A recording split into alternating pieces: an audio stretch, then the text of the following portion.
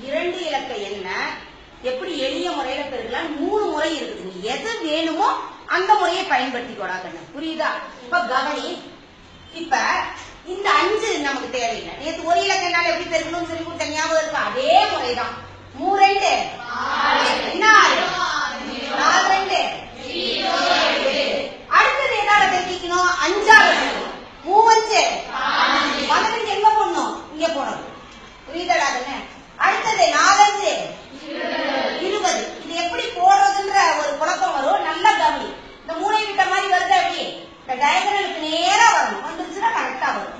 5 கூட்டினா 6 1 8 2 கூட்டினா 10க்கு மீதி என்னது?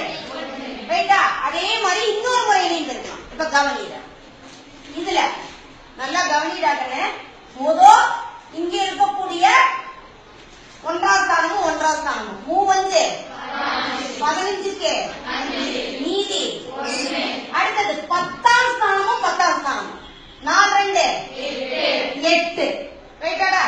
இப்ப நல்லா கவனி. உள்ள இருக்கக்கூடிய 2 எண்ணையும் இருக்கிற 3 2 4 5 26 26 1 27க்கு மிச்சம் 8 2 10. கரெக்டாடா கண்ணு?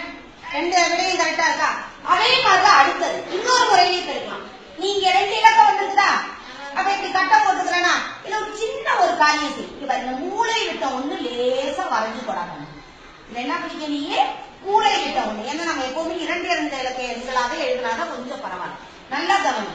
4 2 என்ன 8 0 8 4 5 20 3 2 0 6 3 கொஞ்சம் கூட்டுறத கரெக்டா போட்டணும்.